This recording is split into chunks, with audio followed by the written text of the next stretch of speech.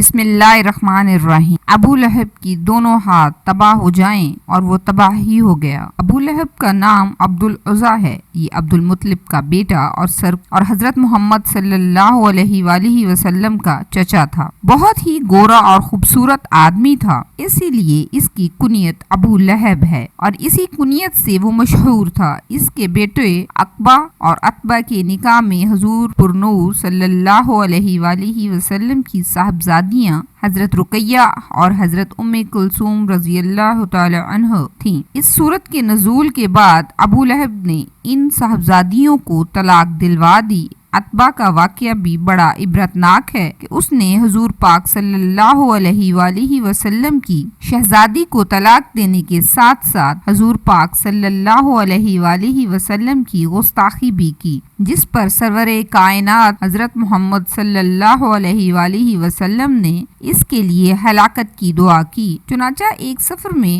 بڑی حفاظتوں کا انتظام کر لینے کے باوجود ایک شیر نے اسے ہار ڈالا۔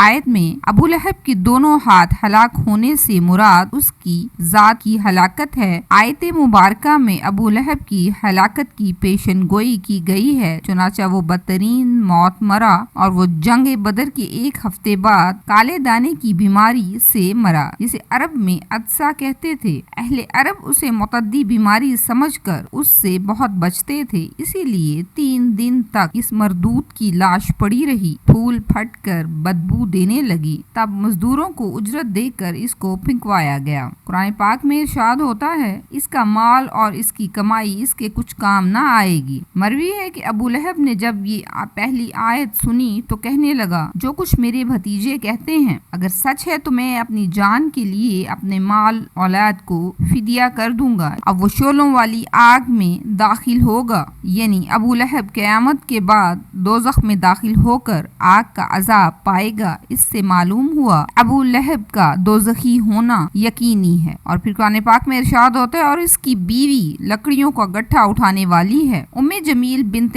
حرب بن امیہ ابو سفیان کی بہن، جو حضرت نبی پاک صلی اللہ علیہ وآلہ وسلم سے نہایت اور عداوت رکھتی تھی، بہت دولت مند اور بڑے گھرانے کی عورت ہونے کے باوجود نبی پاک صلی اللہ علیہ وآلہ وسلم کی عداوت میں اس انتہا کو پہنچی ہوئی تھی کہ خود اپنے سر پر کانٹوں کا گٹھا لاد کر نبی پاک صلی اللہ علیہ وآلہ وسلم کے راستے میں ڈالتی، تاکہ حضور پر نور صلی اللہ علیہ وآلہ وسلم کو اور آپ کے صحابہ اکرام کو ایذا رسانی ہو اور انہیں تکلیف ہو۔ رسول پاک صلی اللہ علیہ وآلہ وسلم کی تکلیف اس کو اتنی پیاری تھی کہ وہ اس کام میں کسی دوسرے سے مدد لینا بھی گوارا نہ کرتی تھی۔ قرآن پاک میں ارشاد ہوتا ہے، اس کے گلے میں کھجور کی چھال کی رسی ہے۔ ام جمیل کے گلے میں کھجور کی چھال سے بنی ہوئی رسی ہوتی، جس سے وہ کانٹوں کا گٹھا باندھتی تھی۔ ایک دن یہ بوجھ اٹھا کر لا رہی تھی کہ تھک کر آرام لینے کے لیے ایک پتھر پر بیٹھ گئی۔ ایک فرشتے نے اللہ تعالیٰ کے حکم سے اس کے پیچھے سے اس کا گٹھا کھینچا اور وہ گرا، اور ام جمیل کو رسی سے گلے میں پھانسی لگ گئی اور وہ مر گئی۔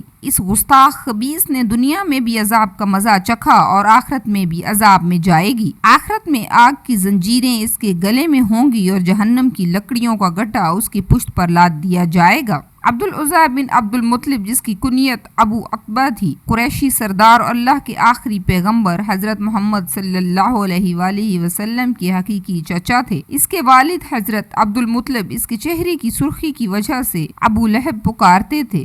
جب ابو لہب کو کسی نے بتایا کہ آپ کے چھوٹے بھائی عبداللہ کے گھر بیٹا پیدا ہوا ہے تو ابو لہب بہت خوش ہوا۔ اس نے ایک لونڈی صوبیہ کو آزاد کیا۔ ابو لہب اسلام کے بڑے دشمنوں میں سے ایک تھا۔ جب نبی پاک صلی اللہ علیہ وآلہ وسلم نے اعلان نبوت کیا تو ابو لہب نے سخت مخالفت کی۔ رسول پاک صلی اللہ علیہ وآلہ وسلم کی شان میں گستاخی پر اتر آیا۔ جب خدا کی طرف سے رشتہ داروں کو دین کی دعوت کا حکم ہوا تو رسول پاک صلی اللہ علیہ وآلہ وسلم نے کوہ صفا پر چڑھ کر قریش والوں کو پکارا۔ جب سارے اکٹھے ہوئے تو رسول پاک صلی اللہ علیہ وآلہ وسلم نے فرمایا، اگر میں کہوں اس پہاڑی کے پیچھے سے ایک لشکر تم پر حملہ کرنے والا ہے تو کیا تم میری بات کا یقین کر لو گے؟ سب نے رسول پاک صلی اللہ علیہ وآلہ وسلم کے حکم پر لبیک کہا اور یہ بولے کہ آپ نے ہمیشہ ہی سچ بولا ہے۔ اس کے بعد آپ صلی اللہ علیہ وآلہ وسلم نے فرمایا، خدا کے حکم سے تم کو ایک سخت عذاب سے آگاہی دے رہا ہوں جو دشمنوں کے حملے سے بھی زیادہ خطرناک ہے۔ جب آپ صلی اللہ علیہ وآلہ وسلم نے یہ الفاظ فرمائے تو ابو لہب نے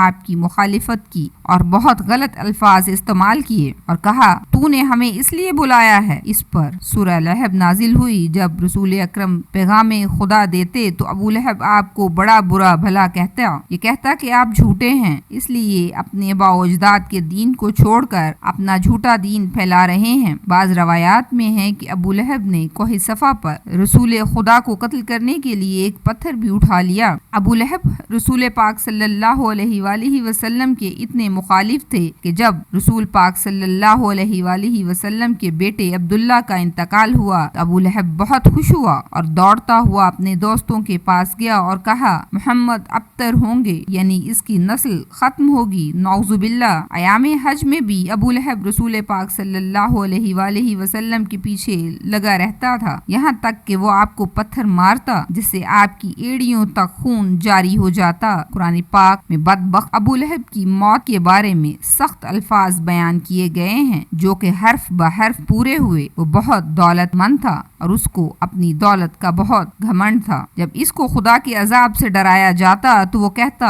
اگر میرے بھتیجے تم سچے ہو تو آخرت کے دن مال و اولاد کا نذرانہ دے کر میں عذاب سے چھوٹ جاؤں گا۔ ابن اسحاق مروی ہے کہ جب ابو لہب کی بیوی ام جمیل کو پتہ چلا کہ میرے خاوند کے بارے میں اس کے بھتیجے محمد صلی اللہ علیہ وآلہ وسلم پر سورت نازل ہوئی ہے تو وہ پتھر لے کر آپ صلی اللہ علیہ وآلہ وسلم کو مارنے کے لیے مسجد الحرام پہنچ گئی۔ مسجد الحرام میں حضرت محمد صلی اللہ علیہ وآلہ وسلم اپنے پیارے ساتھی حضرت ابو بکر کے ساتھ آرام فرما رہے تھے تو اللہ تبارک تعالیٰ نے ام جمیل کی نظروں پر ایسا پردہ ڈالا کہ اس کو صرف حضرت ابو بکر صدیق رضی اللہ تعالی عنہ کی نظر آئے۔ اس نے پوچھا مجھے معلوم ہے کہ حضرت محمد صلی اللہ علیہ وآلہ وسلم میری مذمت اور رجوع کرتے ہیں، خدا کی قسم اگر محمد میرے سامنے ہوتے تو میں ان کو یہ پتھر مارتی۔ ابو لہب قریش کا مالدار آدمی تھا اور اس کا سود خوری کا کاروبار تھا۔ وہ لوگوں کو سود پر چیزیں دیکھ کر خود منافع حاصل کرتا، یہاں تک کہ اس نے خانہ کعبہ سے سونے کا ہرن چوری کر کے اس کو بیچ ڈالا تھا۔ ابو لہب کی اولاد بھی نبی پاک صلی اللہ علیہ وآلہ وسلم کی بہت زیادہ دشمن تھی۔ ابن اساکر اور ابن اسحاق لکھتے ہیں کہ ایک دن ابو لہب کے بیٹے عتبہ نے یہ ٹھان لیا کہ وہ آپ صلی اللہ علیہ وآلہ وسلم کے پاس جا کر ان کے رب کو بری باتیں کہے گا اور ان کو اذیت پہنچائے گا۔ عتبہ بدبخت نبی پاک صلی اللہ علیہ وآلہ وسلم کے پاس آیا، بہت سخت کلامی کی اور سب سے بڑا جرم یہ کیا کہ اس نے چہرہ اقدس کی طرف تھوکا، مگر وہ ناپاک تھوک بجائے اطہر پر گرنے کی بجائے دور جا گری۔ اس کی گستاخی پر نبی پاک صلی اللہ علیہ وآلہ وسلم نے دعا مانگی، اے اللہ اس پر اپنے کتوں میں سے کسی کتے کو مسلط کر دے۔ عتبہ اپنے خیال میں بڑا کارنامہ سر انجام دے کر اپنے باپ کے پاس آ گیا۔ ابو لہب نے پوچھا پیارے بیٹے تو نے ان سے کیا کہا؟ اس نے بتایا کہ میں نے یہ کیا۔ تو وہ پوچھنے لگا اس پر میرے بھتیجے محمد نے کیا کہا؟ عتبہ نے بتایا کہ اس نے بد دعا دی ہے۔ یہ سنتے ہی ابو لہب کا رنگ سرخ ہو گیا کیونکہ وہ جانتا تھا کہ محمد صلی اللہ علیہ وآلہ وسلم کی کوئی دعا ایسی نہیں جو قبول نہ ہو۔ اب وہ پل پل اپنے بیٹے کا خیال رکھتا۔ ایک دفعہ ابو لہب ایک قافلے کے ساتھ شام روانہ ہوا۔ راستے میں ایک جنگل میں جا کر انہیں کہیں پڑاؤ کرنا پڑا۔ جنگل میں خوفناک جانوروں کا خطرہ تھا۔ ابو لہب کو بار بار حضرت محمد صلی اللہ علیہ وآلہ وسلم کی بد دعا یاد آنے لگی۔ ابو لہب نے قافلے والوں سے کہا چونکہ تم لوگوں پر میرے بہت سے احسانات ہیں تو میں تم سے ان کا بدلہ یہی چاہتا ہوں کہ آج رات میرے بیٹے عتبہ کی حفاظت کرو۔ بس تم سارا سامان ایک جگہ اکٹھا کرو اور میرے بیٹے کا بستر سب سے اوپر لگا دو، پھر اس سامان کے ارد گرد تم سو جاؤ۔ اخبار لکھتے ہیں کہ ہم نے ایسا ہی کیا۔ رات سب سو گئے تو جنگل سے ایک شیر آیا، ہم سب کے چہروں کو اس نے سونگھا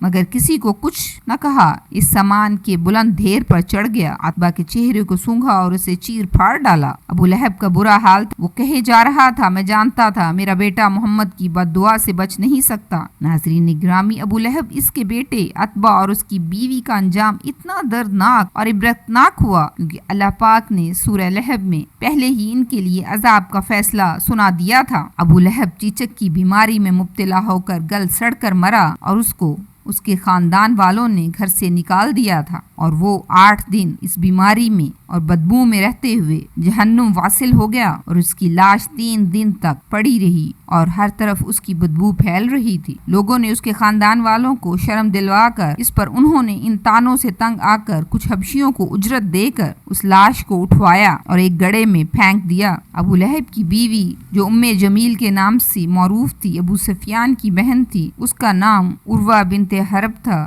اور وہ ایڑیاں رگڑ رگڑ کر مری اور اللہ پاک نے ارشاد فرمایا اس کی گردن میں مونج کی رسی ڈال کر اسے جہنم میں پھینکا گیا ہے۔ وہ اپنی قیمتی ہار پر فخر کیا کرتی تھی اور شوخیاں مارا کرتی تھی کہ میں اس کو بیچ کر محمد صلی اللہ علیہ وآلہ وسلم کی مخالفت میں لگا دوں گی، لیکن اللہ پاک نے اسی گردن میں آگ کا توق ڈالا جس سے شیطان بھی پناہ مانگتا ہوگا۔ اللہ تعالی ہمیں اسلام کے بتائے ہوئے راستوں پر چلنے کی توفیق دے۔ ویڈیو کے اختتام پر آپ سے التماس ہے کہ چینل کو لائک اور سبسکرائب کریں۔ شکریہ۔